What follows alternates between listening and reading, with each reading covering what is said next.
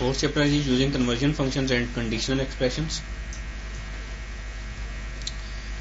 Data type conversion दो तरह की कन्वर्जन होती है, एक होती है इम्प्लिसिट डाटा टाइप कन्वर्जन और एक होती है explicit data type conversion. Implicit के केस में ओरेकल कन्वर्जन खुद कर लेता है, एक्सप्लिसिट के केस में आपको एक्सप्लिसिटली कन्वर्जन करनी पड़ती है। अच्छा, वार्चर टू कैरेक्टर, वार्चर टू या फिर कैरेक्टर से नंबर में ओरेकल खुद कन्वर्जन कर लेता है, और इसी तरीके से डेट में खुद से कन्वर्जन कर लेता है अगर आपने वेरिएबल डिक्लेयर कर रहे हो उसमें वैल्यूज पास करें तो। इसी तरीके से नंबर से वार्चर टू और कैरेक्टर में और डेट से वार्चर टू और कैरेक्टर में कन्वर्जन ओरेकल ऑटोमेटिकली कर लेता है। एंड अगर आपने खुद से कन्वर्जन करनी है तो उसके लिए आपके पास फंक्शंस हैं, to number, to date and to character के। बहुत ज्यादा यूज होने वाले फंक्शंस हैं ये। तो अगर आपने कैरेक्टर से डेट में कन्वर्जन करनी हो तो टू डेट का फंक्शन है। इसी तरीके से डेट से कैरेक्टर में करनी हो तो टू कैरेक्टर का फंक्शन है। कैरेक्टर से नंबर में करना हो तो टू नंबर का फंक्शन है, टू अंडरस्कोर नंबर, और नंबर से कैरेक्टर में करना हो तो टू अंडरस्कोर कैरेक्टर। तो टोटल तीन फंक्शन है आपके पास, to underscore date, to underscore number and to underscore character.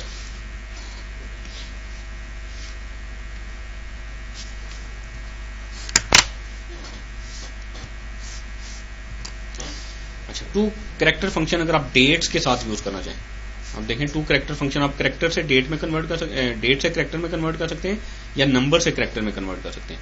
तो टू कैरेक्टर हम फंक्शन पढ़ रहे हैं डेट से अगर आपने कैरेक्टर में कन्वर्जन करनी हो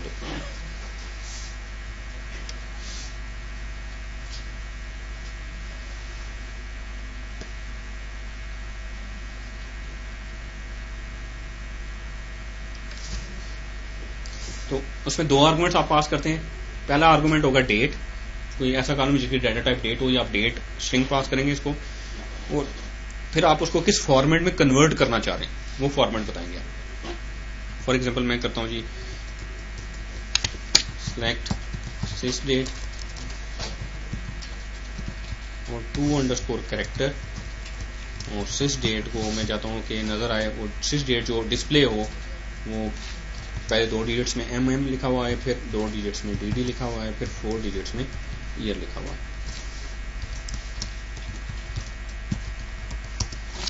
तो देखिए मैंने टू कैरेक्टर में डेट सिस डेट पास की और उसको मैंने फॉर्मेट दे दिया कि इस फॉर्मेट में कन्वर्ट करो। उन्हें डिस्प्ले करते वक्त ये फॉर्मेट मुझे डिस्प्ले करा दिया। एक दो तरीका ये था कि मैं अल्टर सेशन करके NLS अंडरस्कोर डेट उसको फॉर्मेट का पैरामीटर सेट कर देता। दूसरा तरीका है कि टू कैरेक्टर का फंक्शन यूज करें, उसमें डेट पास करें और उसमें आप जिस मर्जी फॉर्मेट में उसको डिस्प्ले कराना चाहते हैं वो फॉर्मेट देते हैं आपको। ऐसे मैं करता हूँ जी कि मुझे सिस डेट में से सिर्फ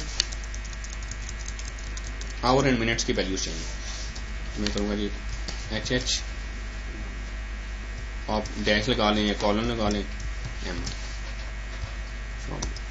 देखें उसमें सिर्फ और सिर्फ जो आप पोर्शन लेना चाह रहे हैं वो सिर्फ वही आपको एक्सट्रैक्ट करके दिया उसमें।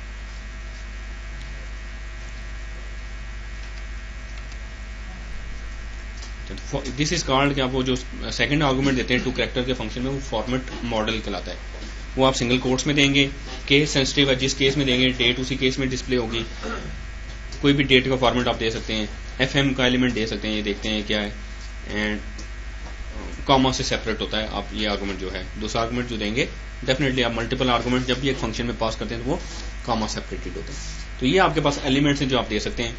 वाई देंगे 4 टाइम्स तो फुल ईयर इन नंबर्स आएगा। ईयर लिखा हुआ देंगे तो year spelled out in English आएगा। MM लिखेंगे तो 2 digit value for the month आएगा। MONTH लिखेंगे तो full name of the month आएगा। MON लिखेंगे तो 3 letter abbreviation of the month आएगी। DY लिखेंगे तो 3 letter abbreviation of the day of the week आएगा। DAY लिखेंगे तो full name of the day of the week आएगा, और DD लिखेंगे तो numeric day of the month आएगा। ठीक है, लेट्स से मैं करता हूँ सिलेक्ट सिस डेट, मैं करता हूँ जी day space month space year. और देखें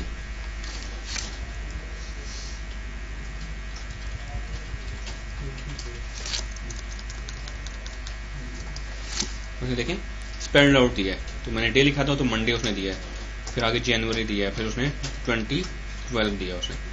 तो इसमें देखें ये कुछ एक्स्ट्रा स्पेसिस आ रही हैं, यहाँ पे एक स्पेस आनी चाहिए, दो स्पेसिस आ रही हैं। आप एक्स्ट्रा स्पेसिस रिमूव करना चाहें तो इसके साथ एक फॉर्मेट मॉडल एलिमेंट है FM लगा लें। FM लगाएंगे तो जो एक्स्ट्रा स्पेसिस हैं वो ख़त्म कर देगा। ठीक है जी, ओके। अब आप ये करें कि मुझे हर एम्प्लॉय का फर्स्ट नेम दिखाएं और वो जिस दिन हायर हुआ वो डेट, मतलब वो कौन सा एम्प्लॉय सैटरडे को हायर हुआ या संडे को हायर हुआ या मंडे को हायर हुआ। एक एम्प्लॉय का फर्स्ट नेम और जिस दिन वो हायर हुआ वो दिन दिखाएं। ठीक है,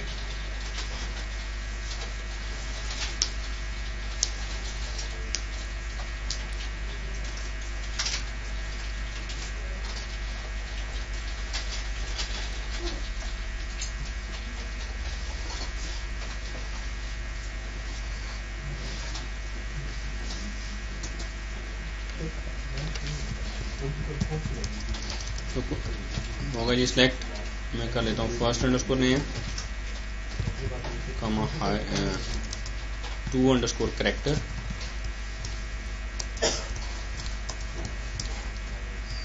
हायर अंडरस्कोर डेट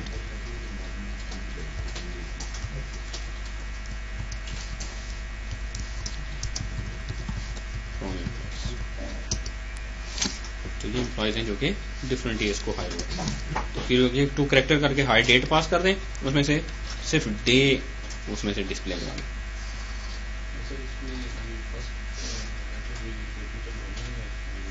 नहीं जरूरी नहीं, आप ये डे पूरा लोअर केस में देंगे तो ये लोअर केस में लिखा हुआ आएगा। आपने जिस केस में यहाँ पे दिया उसी केस में यहाँ पे आएगा। इस केस में देखें ये इनिट कैप था तो इसने इनिट कैप ही शो किया, केस सेंसिटिव है ये जो फॉर्मेट आप देंगे। ठीक है जी, इसी क्यूरी को थोड़ा मॉडिफाई करें। ऐसे एम्प्लॉयज मुझे दिखाएं जो कि सैटरडे को हायर हुए थे। ऐसे एम्प्लॉयज के फर्स्ट नेम और उनके जिस दिन वो हायर हुए थे, और वो ऐसे एम्प्लॉयज जो सिर्फ सैटरडे को हायर हुए थे वो एम्प्लॉयज मुझे चाहिए। इसी स्टेटमेंट में वेयर क्लॉज लगा लें।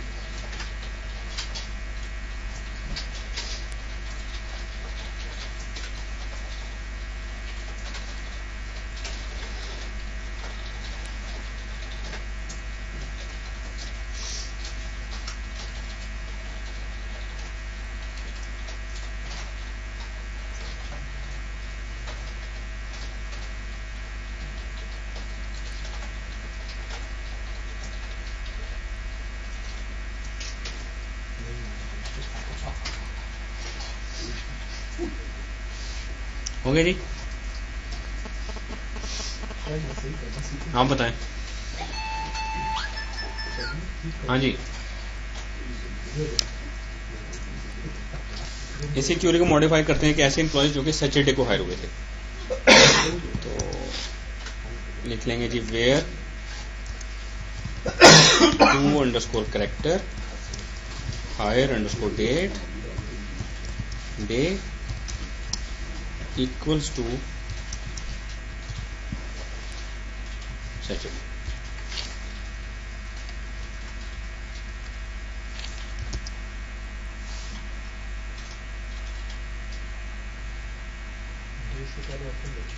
ओके, हाँ ठीक है, एक्स्ट्रा स्पेसिस आ रही होंगी।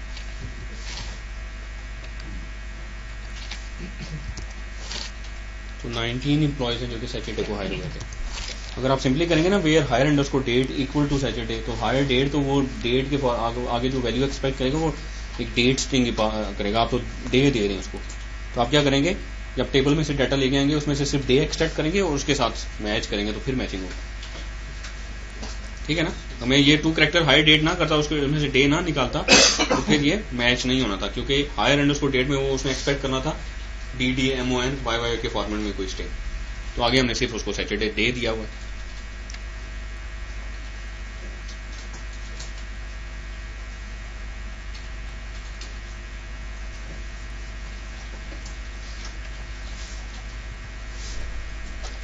अच्छा, डेट में जो आवर के लिए आप जो एलिमेंट्स देंगे HH, और 24 आवर में देना है तो HH24 दे दें।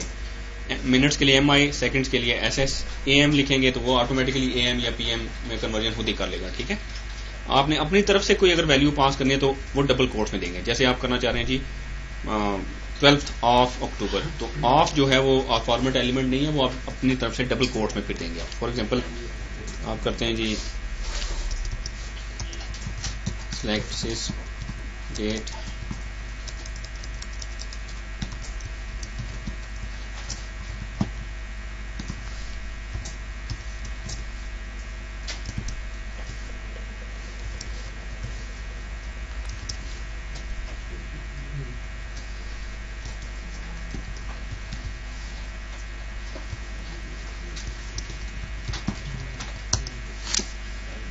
ठीक है, 23rd ऑफ जनवरी। तो आप ऑफ मैंने अपनी तरफ से दिया तो डबल कोट्स में दूंगा फॉर्मेट एलिमेंट। अच्छा, अगर आप ये करें DDSPTH करें तो first, second, third, 23rd, 24th इस तरीके से स्पेल्ड आउट आएगा। तो DDSPTH करेंगे तो first, second, third, fourth, fifth, sixth, seventh and so on इस तरीके से वो स्पेल्ड आउट देगा।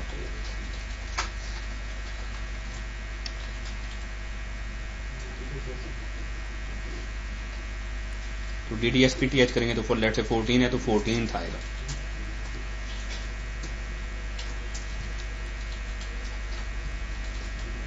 जैसे यहाँ देखें हायर डेट को वो कर रहा है जी DD space MO month space YYYY 17th जून, मंथ पूरा लिखा हुआ शो कराना चाह रहा है। तो उसने शुरू में FM का फॉर्मेट मॉडल ले लिया है ताकि वो स्पेसिस एक्स्ट्रा खत्म हो जाए और फिर फॉर्मेट मॉडल दे दिया उसने। ये तो था जी 2 कैरेक्टर फंक्शन विद डेट। अब 2 कैरेक्टर फंक्शन विद नंबर्स देखते हैं।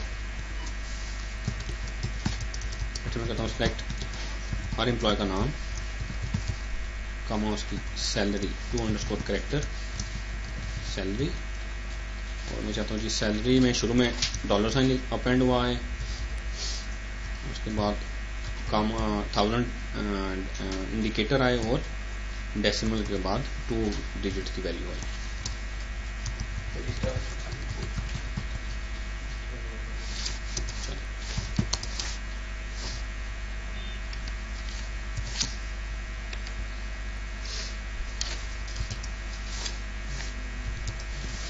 तो 2 कैरेक्टर, उसमें आप नंबर पास करेंगे या ऐसा कॉलम जिसके डाटा टाइप नंबर हो, जिसमें नंबर स्टोर हुए हैं, और उस पर्टिकुलर कॉलम को या वैल्यू को कन्वर्ट किस में करना है। तो 9 जो है, एक 9 है, एक रिप्रेजेंट करता है एक डिजिट को। तो 9 आप उतने देंगे जितने आपके वो मैक्सिमम लेंथ है किसी डिजिट की, पूरे एक वैल्यू की। तो मैं चाहता हूं कि मैंने 3 9s के बाद इसको कामा दिया तो उसके मीन्स के मैं 1000 इंडिकेटर देखना चाह रहा हूँ, और आगे डॉट देके 0 दे दिया मीन्स के मैं डेसिमल पॉइंट देखना चाह रहा हूँ, और आगे .00 लगाना चाह रहा हूँ। यूजली ये सैलरीज के साथ जब चेक्स को प्रिंट करते हैं तो आप इस तरीके से किया जाता है ताकि वो उसमें मॉडिफिकेशन की जा सके। तो इसमें ये फॉर्मेट एलिमेंट्स हैं, देख लेते हैं इसके format elements. 9 represents a number. अगर आप 9 कम दे देंगे, फॉर एग्जाम्पल मैं इसको देता हूँ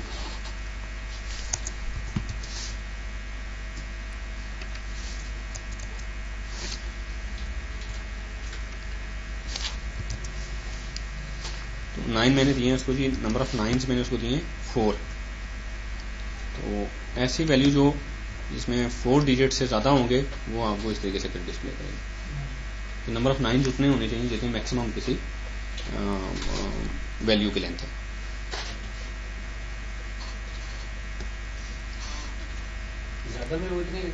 हाँ, ज़्यादा दे दें, बेशक कम देंगे तो फिर वो इस तरीके से रिप्रेजेंट करेंगे। तो 0 forces are 0 to be displayed, $sign places of floating $sign, L लिख के एंटर करेंगे तो using the floating local currency symbol, local currency symbol append करेगा, डॉट रखेंगे प्रिंट्स अ डेसिमल पॉइंट, और कामा prints a comma as a 1000 indicator. तो ये आपके पास फॉर्मल एलिमेंट्स हैं जो कि आप यूज कर सकते हैं। तो जैसे ये सैलरी को आप चाहते हैं जी कि इस फॉर्मेट में कन्वर्ट करके शो कराए, वो पर्टिकुलर फॉर्मेट में कन्वर्ट करते हैं।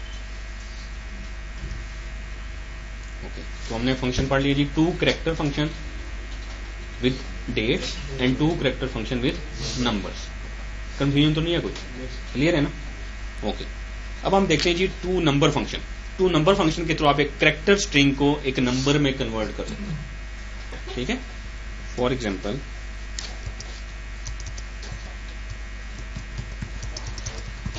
अच्छा देखिएगा जी, मैं यहाँ पे करता हूँ 10 प्लस सिंगल कोट्स के अंदर 30 फ्रॉम ड्यू। एरर आना चाहिए, एरर आएगा क्योंकि जो सिंगल कोट्स में कोई भी आप वैल्यू देंगे तो ओरेकल उसको एक कैरेक्टर ट्रीट करता है। ठीक है ना? तो आप एक डिजिट में एक कैरेक्टर तो ऐड नहीं कर सकते ना। तो ये क्या है, इसको क्या रिटर्न करेगा? एरर देगा या कोई वैल्यू रिटर्न करेगा? ये कन्वर्जन खुद ही कर लेगा क्योंकि ये इम्प्लिसिट कन्वर्जन कर लेगा। ठीक है, अच्छा एक और काम करते हैं।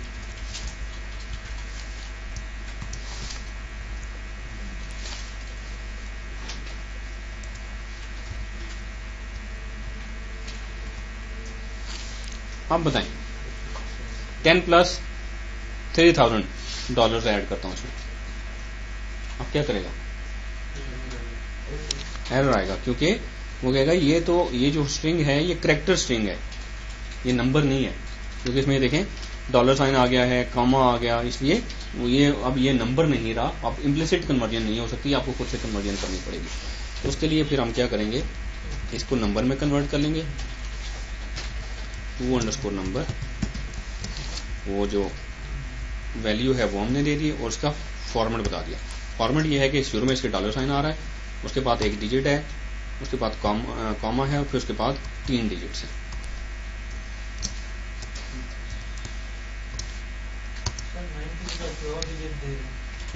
एक 9 एक डिजिट को रिप्रेजेंट करता है, 9 के अलावा कोई डिजिट नहीं दे सकते हो, ठीक है। ये फॉर्मेट मॉडल का पोर्शन है।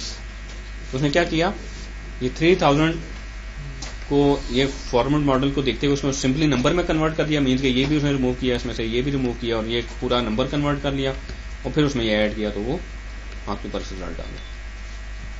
तो आपके लेट से बहुत सारे केसेस में होता है कि आपके टेबल में डाटा पड़ा होता है, उसमें कॉमास आ रहे होते हैं, डेसिमल पॉइंट आ रहा होता है, उसको आप उसके साथ एडिशन आपने सब्सट्रैक्शन करनी होती है। डेसिमल पॉइंट को तो हाँ वो कर लेगा, लेकिन कॉमा अगर वो आ गया या करेंसी सिंबल आ गया तो वो नहीं करेगा। तो उस केस में फिर आपको कन्वर्जन करनी पड़ेगी, ठीक है जी। तो ये था जी 2 नंबर फंक्शन विद कैरेक्टर्स। अब 2 डेट फंक्शन, ये भी बहुत ज्यादा यूज होने वाला है विद कैरेक्टर्स। ये यूजली डाटा इंसर्ट करते वक्त यूज होता है। जैसे हमने एक टेबल क्रिएट किया था test_dates के नाम से, इसको ट्रंकेट कर लेता हूँ मैं।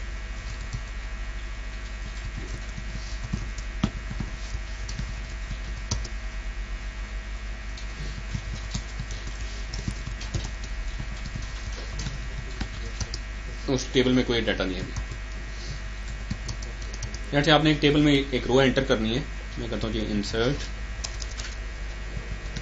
Into test date_test। टेबल का नाम क्या था, date_test।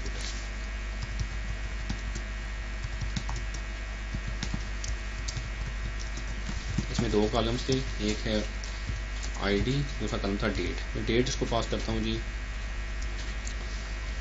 01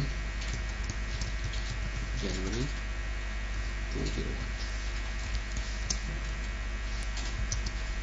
उसने ये वैल्यू एंटर कर दी। आप इस फॉर्मेट में देंगे या DDMONYY के फॉर्मेट, MONYY या RR के फॉर्मेट में देंगे, वो डाटा एंटर कर देगा। लेट्स से मैं इसको चेंज करता हूँ, क्योंकि एसक्यूएल सर्वर में या किसी और डेटाबेस में डेट के फॉर्मेट डिफरेंट होता है। मैं इसको करता हूँ जी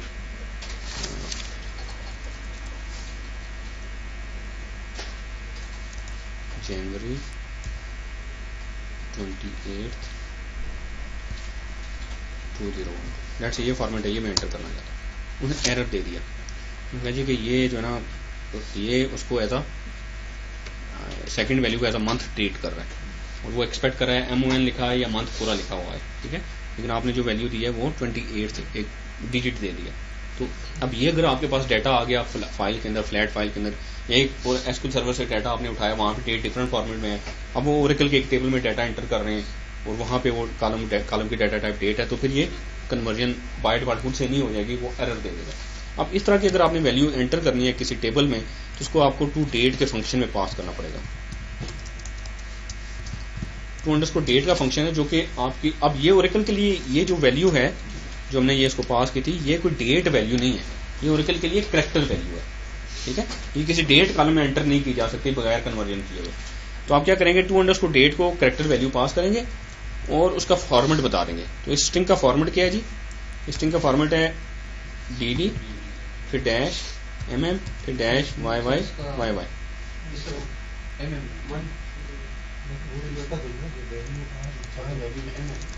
हाँ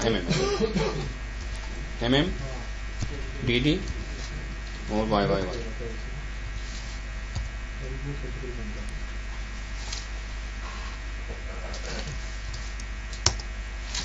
तो toDate का फंक्शन क्या करता है, 2 आर्गुमेंट्स लेता है, एक स्ट्रिंग और उसका फॉर्मेट बता देते हैं आप, तो उस स्ट्रिंग को ओरेकल के डेट के फॉर्मेट में कन्वर्ट करता है और फिर टेबल में एंटर करता है। क्लियर है। तो आपकी एक नॉन स्टैंडर्ड डेट फॉर्मेट जो आप एंटर करना चाह रहे हैं उसको टू डेट के फंक्शन में पास करेंगे, वो उसको ओरेकल के फॉर्मेट में कन्वर्ट करेगा और फिर आप डाटा इंसर्ट कर सकते हैं। तो ये बहुत ज्यादा फ्रीक्वेंट यूज होता है।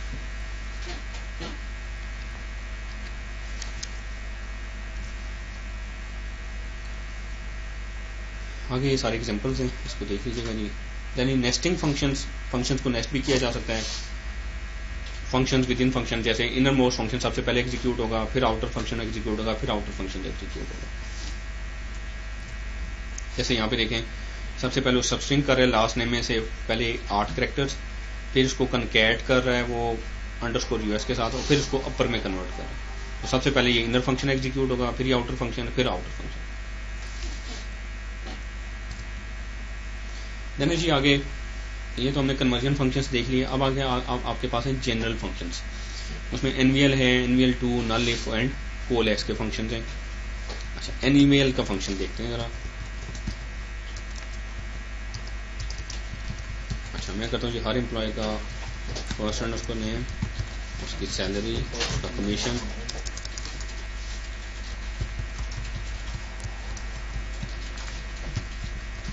Salary plus salary into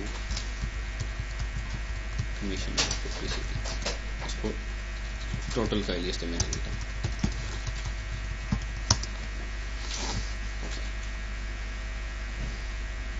Curie जो मैंने लिखी है, ये हर एम्प्लॉय को मुझे सैलरी दिखाए, कमीशन पीसीटी दिखाए, और फिर उसकी टोटल सैलरी कितनी बनती है कमीशन ऐड करने के बाद। तो एक्चुअल कमीशन अगर आपने कैलकुलेट करना होगा तो सैलरी को कमीशन पीसीटी से मल्टीप्लाई करना पड़ेगा, और फिर उसको सैलरी में ऐड करेंगे तो वो रिजल्ट आएगा। तो ऐसे देखें, ऐसे एम्प्लॉयज़ जिनका कोई कमीशन है उसमें तो उनकी टोटल सैलरी आ रही है। ऐसे एम्प्लॉयज जो कोई कमीशन नहीं लेते उनकी टोटल सैलरी भी नल ही आ रही है। तो अगर कोई नल आ जाए वैल्यू, नल के साथ कोई भी अरिथमेटिक परफॉर्म करेंगे, कोई भी एक्सप्रेशन करेंगे, वो रिजल्ट को नल कर देती है। आप चाहते हैं नल ना आए, आप उसके लिए फिर क्या करें, एनवीएल का फंक्शन यूज करें। लेट्स से मैं चाहता हूँ कि ये मल्टीप्लाई करते वक्त एनवीएल का फंक्शन यूज करें, और एनवीएल के फंक्शन में 2 आर्गुमेंट्स पास किए जा सकते हैं, एक तो कॉलम का नाम, दूसरा उसकी जगह वैल्यू क्या पुट कर दें। मैं इसमें 0 पुट कर रहा हूँ। अब देखिए, जिनके नल है उनकी टोटल एक्चुअली सैलरी आ रही है। तो एनवीएल के फंक्शन में आप 2 आर्गुमेंट्स पास कर सकते हैं। एक आर्गुमेंट वो कॉलम का नाम और कामा देके वैल्यू। तो मैंने ये एनवीएल के फंक्शन में कमीशन पीसीटी कामा 0 दिया है, मीन्स के जहां पे कमीशन पीसीटी नल होगा वो फॉर द टाइम बीइंग उसमें 0 पुट कर देगा, फिर अरिथमेटिक परफॉर्म करेगा। ठीक है, इसके साथ भी कर लेता हूँ डिस्प्ले करने के लिए भी।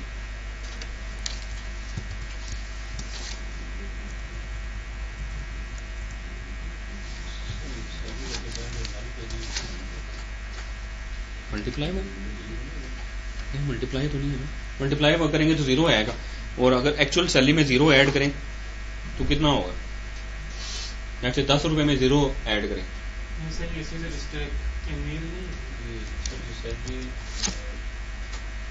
हाँ जी बताएं।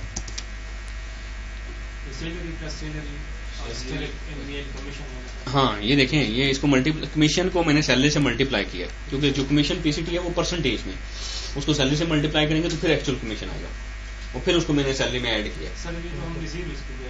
इसको 0 नहीं किया, अगर वो नल होगा तो फिर 0 होगा, अगर वो नल नहीं होगा तो फिर एक्चुअल वैल्यू आएगी। ये फिर 0 हो जाएगा, ये वाली वैल्यू 0 हो जाएगी, और सैलरी तो एक्चुअली सैलरी आएगी ना, सैलरी में अगर 0 ऐड करेंगे तो सैलरी आएगी। हाँ ठीक है जी। तो एनवीएल का फंक्शन आप लगा के अरिथमेटिक कर सकते हैं, और नल वैल्यूज की जगह कोई वैल्यू उसमें पास कर सकते हैं। आप चाहते हैं कि नल की जगह उसमें फॉर द टाइम बीइंग कोई वैल्यू पास कर दे। तो एनवीएल के फंक्शन में 2 आर्गुमेंट्स पास किए जा सकते हैं। वो कॉलम जिसमें आप नल एक्सपेक्ट कर रहे हैं वो कॉलम का नाम पास करेंगे, और उसकी जगह वो वैल्यू पास करेंगे। तो ये जो दोनों आप आर्गुमेंट्स पास करें, इन दोनों की डाटा टाइप सेम होनी चाहिए। जैसे कमीशन अंडरस्कोर पीसीटी का जो कॉलम है उसकी डाटा टाइप क्या है, नंबर है। तो सेकंड आर्गुमेंट जो आप पास करेंगे वो कोई नंबर ही होगा, 0 1 2 3। आप ये नहीं कर सकते कि कोई डेट पास कर दें, कोई आप अल्फाबेट पास कर दें, ऐसा नहीं हो सकता। ठीक है। और इसी तरीके से अगर आपने पहला आर्गुमेंट जो यहाँ पे दे रहे हैं उसकी डाटा टाइप डेट है ऐसे उस कॉलम की, तो दूसरा आर्गुमेंट भी डेट ही आप सिंगल कोट्स में डेट के फॉर्मेट में कोई आप वैल्यू देंगे उसको। कोई करेक्टर है तो करेक्टर देंगे आप, ठीक है।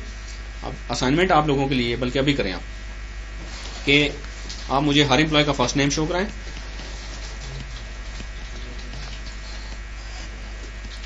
और कमीशन पीसीटी शो कराएं।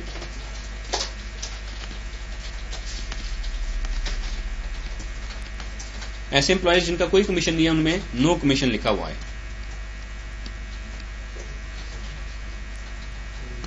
ऐसे एम्प्लॉयज जो कोई कमीशन नहीं ले रहे वहां पे नो कमीशन लिखा हुआ है। वो बाकी एम्प्लॉयज जिनका कोई कमीशन है उनका एक्चुअल कमीशन आ जाए। तो ये आपने एनवीएल के फंक्शन के थ्रू करना है। लेकिन मैंने अभी आपको बताया कि जो दो आर्गुमेंट्स आप पास करेंगे दोनों आर्गुमेंट्स की डाटा टाइप्स सेम होनी चाहिए। तो जो कमीशन पीसीटी है उसकी डाटा टाइप नंबर है, तो जो नो कमीशन आप लिखना चाह रहे हैं उसकी डाटा टाइप करेक्टर है। अब आपने इसको किसी तरीके से रिजॉल्व करना है। समझ आ गई?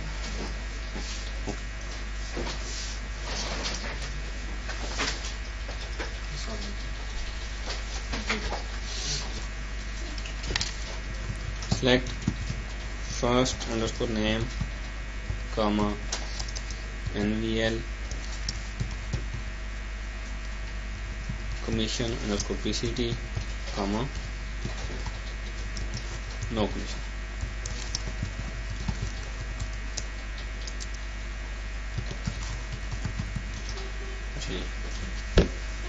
ये काम करेगा? हाँ, अच्छा ये ठीक है जी, नीचे लिखा है कैसे? हाँ, इसकी कमीशन उसको पीसीटी के नंबर है और नो स्पेस कमीशन दिया वो करेक्टर है। कोई इशू तो नहीं है इसमें? ये एग्जीक्यूट होगी, हाँ ये एरर दे देगा कि इनवैलिड नंबर, क्योंकि देखें यहाँ पे इसकी डाटा टाइप नंबर है तो यहाँ पे वो नंबर ही एक्सपेक्ट कर रहा है, लेकिन मुझे चाहिए ये कि एक नो कमीशन ही लिखा हुआ है। तो फिर सोल्यूशन क्या है कि अभी हमने एक टू करेक्टर का फंक्शन पढ़ा है।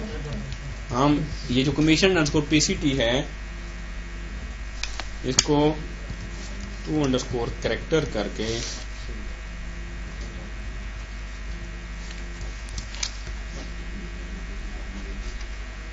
ठीक है जी।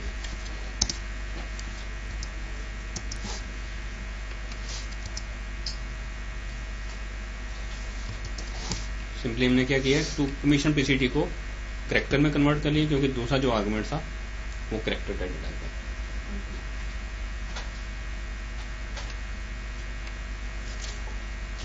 एनवीएल का फंक्शन समझ आ गया आपको? कहना जी एनवीएल 2,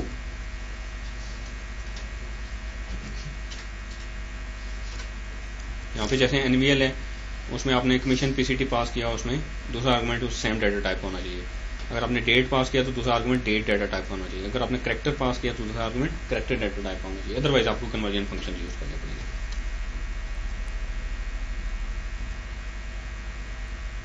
ओके, देन है जी एनवीएल 2, इसमें 3 आर्गुमेंट्स पास किए जा सकते हैं। जैसे मैं करता हूँ select first underscore name NVL 2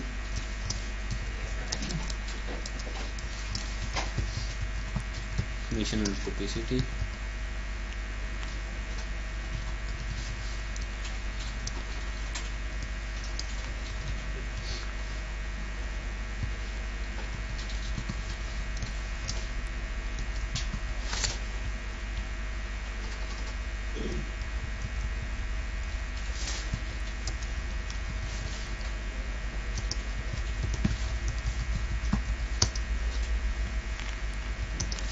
तीन आर्गुमेंट्स पास किए। एक और कॉलम भी ले लेते हैं ताकि आपको समझ आ जाए।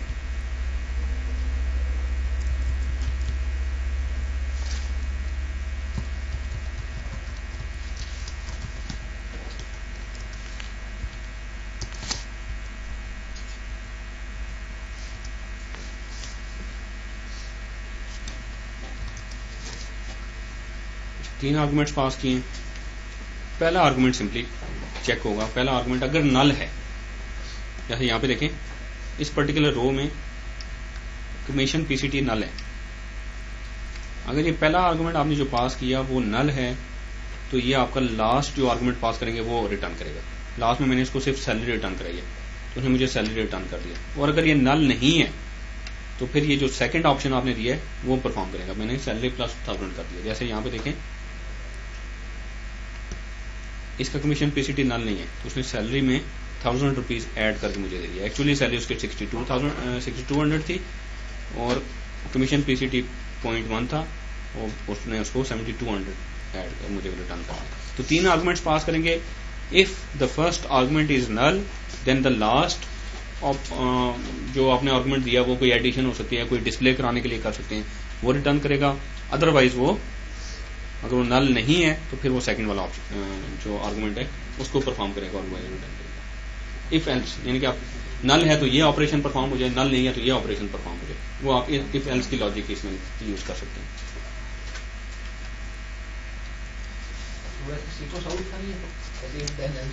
हाँ हाँ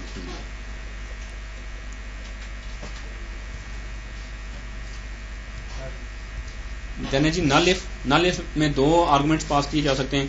फॉर एग्जांपल मैं करता हूँ सिलेक्ट नल इफ 1, 1 फ्रॉम अगर दोनों आर्गुमेंट्स इक्वल होंगे तो वो नल रिटर्न करेगा, और अगर दोनों आर्गुमेंट्स इक्वल नहीं होंगे तो पहला आर्गुमेंट रिटर्न करेगा। लेट्स से 1, 2 पास करता हूँ उसको, तो उसने 1 रिटर्न किया। तो नल इफ में 2 आर्गुमेंट्स अगर दोनों इक्वल होंगे तो नल रिटर्न होगा, और अगर दोनों इक्वल नहीं होंगे तो पहला आर्गुमेंट रिटर्न होगा। ठीक है, देखिए नल इफ में 2 वैल्यूज पास कर सकते हैं। अगर दोनों वैल्यूज 1 और 1 अगर आप पास करते हैं तो दोनों इक्वल है ना, अगर वो इक्वल होंगे तो नल ये फंक्शन नल रिटर्न करेगा। और अगर आप 2 वैल्यूज पास करेंगे और वो दोनों वैल्यूज इक्वल ना हो तो वो पहली वैल्यू रिटर्न करेगा। फॉर एग्जाम्पल मैं इसको करता हूं select null if length first underscore name comma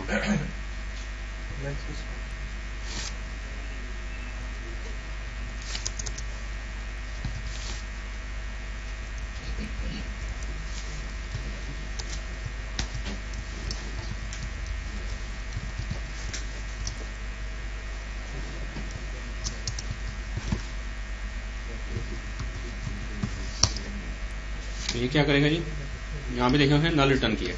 तो ये कोई एक ऐसा एम्प्लॉय है जिसके फर्स्ट नेम और लास्ट नेम की लेंथ इक्वल है। तो मैंने इसको क्या किया, नल इफ में 2 मैंने फर्स्ट नेम की लेंथ पास की पहला आर्गुमेंट, दूसरा आर्गुमेंट मैंने लास्ट नेम की लेंथ पास की। तो दोनों में अगर दोनों फर्स्ट नेम और लास्ट नेम की लेंथ इक्वल होगी तो नल रिटर्न करेगा, इक्वल नहीं होगी तो पहले जो फर्स्ट नेम की लेंथ है वो रिटर्न करेगा। यहाँ पे फर्स्ट नेम की लेंथ रिटर्न करेगा, यहाँ पे फर्स्ट नेम की लेंथ रिटर्न करेगा, यहाँ पे फर्स्ट नेम की लेंथ रिटर्न करेगा, यहाँ पे नल है एंड सो ऑन। ये देखें यहाँ पे भी वैल्यू नल है, यहाँ पे भी नल है। ठीक है, इक्वल होंगी वैल्यूज तो नल रिटर्न होगा, और इक्वल नहीं होंगी तो फिर फर्स्ट वैल्यू रिटर्न होगी, फर्स्ट आर्गुमेंट रिटर्न होगा। इसी तरीके से आपके पास एक फंक्शन है कोलैस का।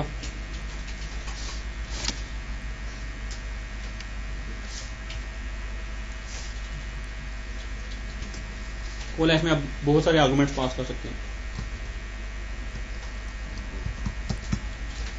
लेट्स मैं इसको पास करता हूँ जी commission PCT comma manager underscore ID comma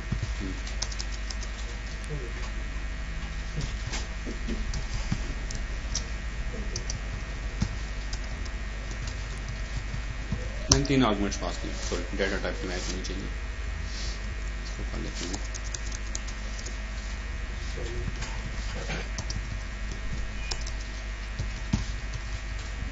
इसको आप जो भी लिस्ट देंगे इस लिस्ट में से first non null value return करेगा।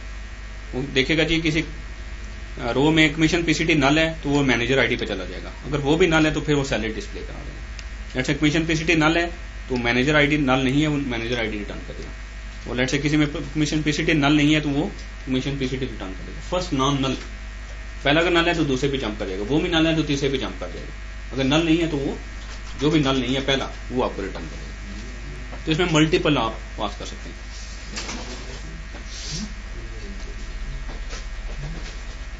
यहाँ पे एक एम्प्लॉय ऐसा होगा जिसका कोई मैनेजर नहीं होगा तो उसकी उसने सैलरी रिटर्न की होगी। यहाँ पे ये देखें एक एम्प्लॉय है जिसका मैनेजर कोई नहीं है, उसका कमीशन भी नहीं है, उसका मैनेजर भी कोई नहीं है, तो उसकी उसने सैलरी मुझे रिटर्न कर दी।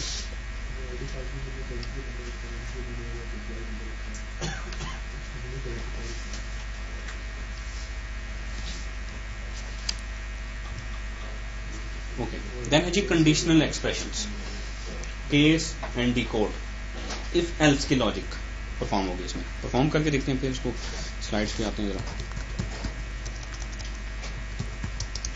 ऐसे मेरी रिक्वायरमेंट है कि ऐसे एम्प्लॉयज़ जो डिपार्टमेंट 10 में काम करते हैं उनकी सैलरी में 1000 रुपीज़ ऐड हों, जो 20 में काम करते हैं उनमें 2000, जो 30 में काम करते हैं उनमें 3000 एंड सो। तो मैं कर लेता हूँ जी, हर एम्प्लॉय का फर्स्ट नेम ले लेता हूँ और उनकी डिपार्टमेंट आईडी और उनकी सैलरी, और फिर केस के थ्रू मैं कर रहा हूँ। ये दोनों आप केस के थ्रू और डिकोड के थ्रू कर सकते हैं। तो मैं केस के थ्रू करूँगा, case department underscore ID. Next line पे आ जाते हैं, जरूरी नेक्स्ट लाइन पे आए, रीडेबल होगा। Case department ID when 10, then क्या करें, salary plus 1000,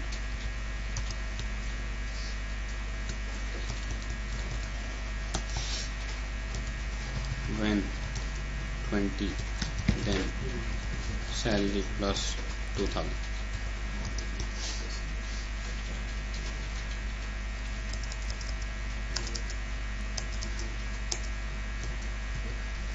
when 30, then salary plus 3000, else salary plus 4000 कर देते हैं।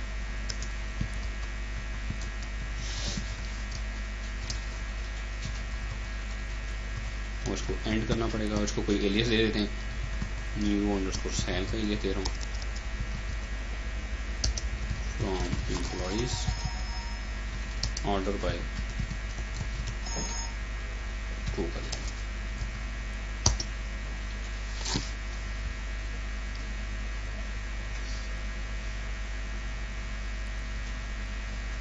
यहाँ पे देखें, डिपार्टमेंट आईडी इसकी 10 है, सैलरी एक्चुअली इसकी 4400 है, इन्हें 5400 टर्न किया, क्योंकि मैंने कहा है कि जिनकी सैलरी 10 हो उनकी सैलरी में 1000 रुपीज़ ऐड करें, जिनकी 20 हो 2000 ऐड करें। ये इनकी डिपार्टमेंट आईडी 20 है तो उसने 2000 ऐड किया। ये 30 वाले हैं, इनमें 3000 ऐड हुआ, और ये 40 वाले हैं और बाकी सारे उनमें 4000 ऐड हुआ।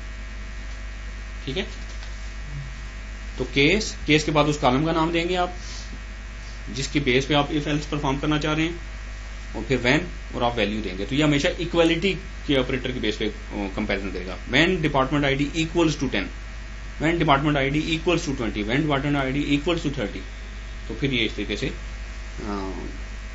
आपको वैल्यू रिटर्न करेगा। ठीक है, ये से कैसे किया, और फिर आपको बहुत ज्यादा कम्प्लेक्स थ्योरी होगी उसमें, तो इफ एल्स की लॉजिक लगाना होगा। ये आपको इफ एल्स के लिए तो ये तो करना पड़ेगा आपको, सिंपली वे से तो मैं मुश्किल है, नहीं किया, नहीं किया उसे, मेरा नहीं है। अच्छा, अब आपके लिए, हाँ बिल्कुल बिल्कुल, ये तो सिलेक्शन के टाइम पे है। अच्छा, अब आपके लिए असाइनमेंट ये है कि आपने इसी थ्योरी को थोड़ा मॉडिफाई करना है, ये घर से करके लाइएगा। और ऐसे एम्प्लॉयज जिनकी सैलरी 10,000 से लेस है उनकी सैलरी में 1000 रुपीज ऐड हो, 20,000 से लेस है तो 2000 ऐड हो, 30,000 से लेस है तो 3000 ऐड हो।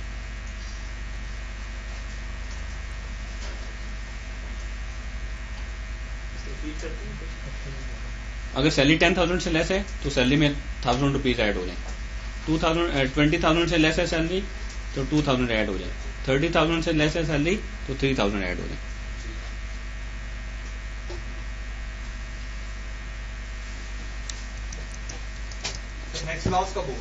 कल होगी। और यही जो स्टेटमेंट है, अभी हमने केस का फंक्शन पढ़ा, केस, और उसके बाद हमने इसको एंड किया और उसको एलियस दे दिया। ठीक है, केस का सारा स्ट्रक्चर आपको पता चल गया। अब यही काम अगर आप डिकोड से करना चाहें, मैं कहता हूँ सिलेक्ट, इसी क्यूरी को एडिट कर लेते हैं, मैं केस की जगह यहाँ पे डिकोड यूज कर लेता हूँ। नेक्स्ट लाइन पे आ जाता हूँ, डिकोड में मैं करता हूँ जी let's say department underscore ID. जैसे अभी मैंने किया अगर 10 है तो सैलरी प्लस 1000 हो जाए, 20 है तो सैलरी प्लस 2000 हो जाए, जैसे मैंने अभी वही एग्जांपल मैं यहाँ पे दोबारा करूँ।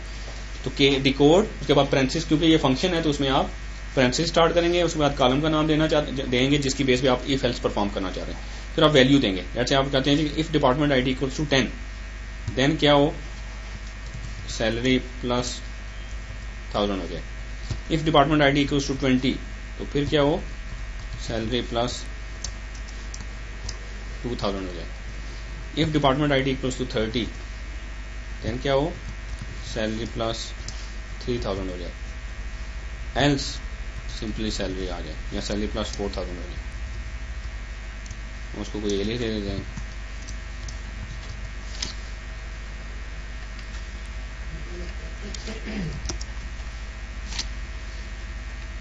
तो दोनों तरीकों से कर सकते हैं, दोनों में से जो आपको, सिर्फ सिंटैक्स का डिफरेंस है, बाकी कोई नहीं। इसमें आपने इसको रीड कैसे करना है ये याद रखना है आपने, कि जिस कॉलम को आप कंपैरिजन करना चाहते हैं वो आप पहली दफा लिखेंगे, उसके बाद पेयर्स में आएगा, if this then this, if this then ये आएगा, इफ दिस फिर ये आएगा, फिर आखिरी अगर पेयर में नहीं है तो वो एल्स में आ जाएगा। ठीक है, पहले को आपने छोड़ देना, यानी कि पहला तो कॉलम का नाम आएगा, आगे फिर आपने पेयर्स में देखना है, यानी कि if department ID equals to 10 है तो फिर ये ऑपरेशन परफॉर्म होगा, इफ 20 है तो फिर ये ऑपरेशन परफॉर्म होगा, इफ 30 है तो फिर ये ऑपरेशन परफॉर्म होगा। ये पेयर, इसके साथ कोई पेयर नहीं है तो ये एल्स में आ जाएगा। ठीक है,